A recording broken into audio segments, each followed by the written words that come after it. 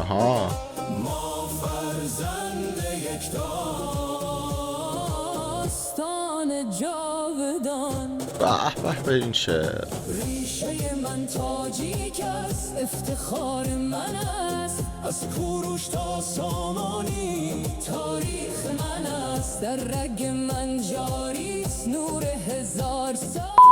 درود بر نگاه‌های عزیز و مهربون شما بینندگان عزیز. خیلی خوش برگشتید به چنل خودتون پریفان میوزیک. برگشتیم خدمتتون با یک ویدیوی بسیار قشنگ، یک آهنگ بسیار شنیدنی کنار هم برای اتحاد بیشتر، برای لذت بردن بیشتر از فرهنگ مشترک ایران و تاجیکستان تاریخی و دوست و برادر. قراره با هم دیگه بشنویم، گپ بزنیم، لذت ببریم این وقت رو.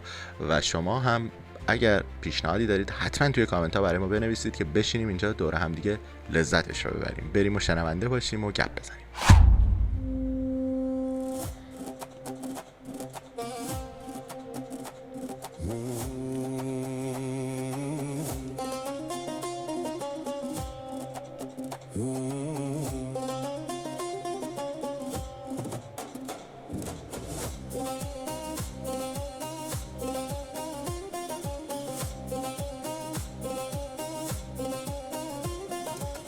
ریشه من تاجیک است، از خاکی نورانی است، از بخارا سمرقند، از قصه جهانی است. از رودکی صدا، از نخستین شعر جان، از دل تاریخم آتش جاودان. فردوسی نوشت نام ما را با قلم، شاهنامه زنده کرد ملت و عالم. از ابن سینا المخر در خون، از نور دانش شدیم معروف جهان. خب فکر میکنم این آهنگی که با هوش مصنوعی ساخته شده با AI بسیار با کیفیت ملودی شرقی و منطقه خودمونه یه جورایی، و خب اومده از بیرق‌های ایران و تاجیکستان و افغانستان هم استفاده کرده، به اضافه تصاویر دانشمندان و فلسفه‌دان‌ها و شاعران بزرگ این سرزمین پارسی، از فردوسی، خیام، عطار، رودکی، نظامی، ابو علی سینا، همه بزرگان یه جوری داره استفاده میکنه توی متن شعر. و حالا اسمش رو به فارسی اون وسط آهنگ وطن حمید هیراد نوشته. حمید هیراد عزیز که یکی از هنرمندان بسیار دوست داشتنی در ایران و حتی در تاجیکستان بود که بسیار بین فارسی زبانان مستقبل بود و دوستش داشتن، و متاسفانه به بیماری مبتلا شد و همین چند وقت پیش از دنیا رفت و متاسفانه این اتفاق براش افتاد. روش شاد باشه که این همه خاطره سازی، این همه فرهنگ سازی زیبا کرد همیشه توی این مسیر.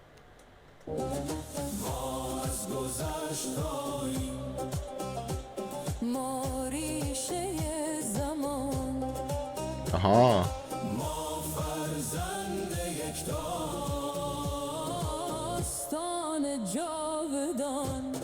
به به این شعر. ریشه من تاجیک است، افتخار من است، از کوروش تا سامانی تاریخ من است. در رگ من جاری است نور هزار سال. من تاجیکم، زنده ام، یک جهان بالا. به این ملودی. از مولانا عشق آمد، از سعدی سخن، از خیام فلسفه، از دل تا آسمان.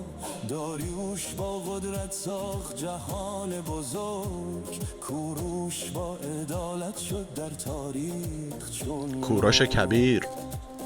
از سامانی دوباره نام نیاکان زنده شد، ما زنده کردیم یک تمدن آزاد شد. از حافظ و نظامی نغمه دلنواز، هر بیت یک جهان، هر نفس یک راز. ما از گذشتاییم، ما ریشه زمان، ما ریشه زمانیم،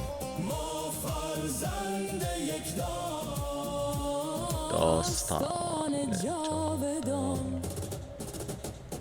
ریشه من تاجیک است، افتخار من است، از کوروش تا سامانی تاریخ من است، در رگ من جاریست نور 1000 سال. من تاجیکم زنده ام یک جهان بار. چقدر خوب و خوشحال کننده است که همچین تاریخ بزرگی هزاران هزار ساله و این همه افرادی که همیشه در هر نوعی، از همون جوری که میگه از هخامنشی تا سامانی، افرادی بودن که به درد جهان خوردن، افرادی بودن که صلح دوست بودن. حتی اگر کشورگشایی های هم در اون زمان اتفاق افتاده، برای صلح بوده، برای آزادی و آزادگی مردم بوده. کما اینکه میدونیم کوروش کبیر بارها این کار رو در قسمت های مختلف جهان انجام داد و اون کشورگشایی که انجام میداد از لحاظ نظامی و جلو میرفت و لشکرکشی میکرد، بعدش افراد اون کشور رو آزاد کامل میذاشت و میذاشت از تمام امکانات استفاده کنن، نه اینکه بخواد بهشون زور بگه یا چپاول کنه، غارت کنه اونجا رو فقط. و اینا توی این شعر اومده و اینکه میگه ما یک داستانیم که ریشه در زمانیم، خیلی قشنگ توصیف شده.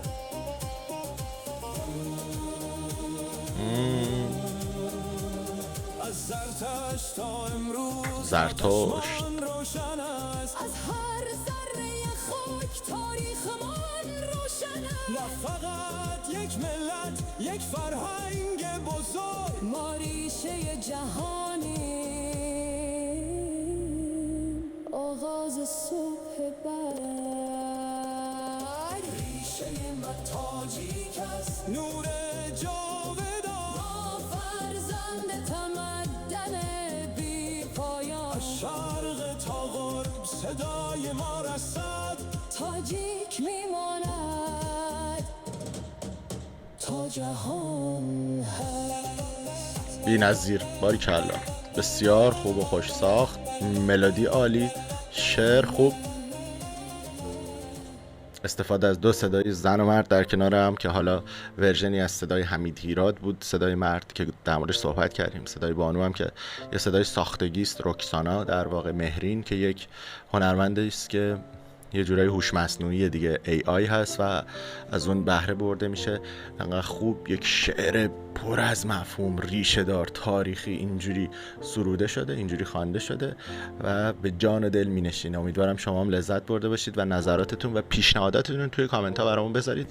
حتما از این به بعد بیشتر و بیشتر در کنار هم خواهیم بود و لحظه ها رو با هم خواهیم گذروند. به امید دیدارتون، خدا به همراهتون.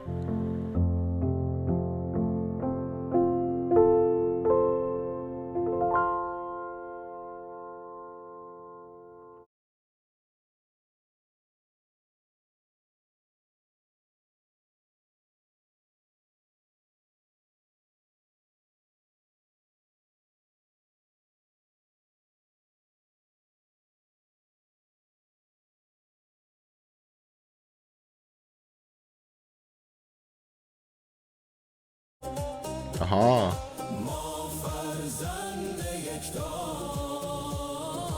داستان جاودان. به به این شعر. ریشه من تاجیک است، افتخار من است، از کوروش تا سامانی تاریخ من است. در رگ من جاریست نور 1000 سال.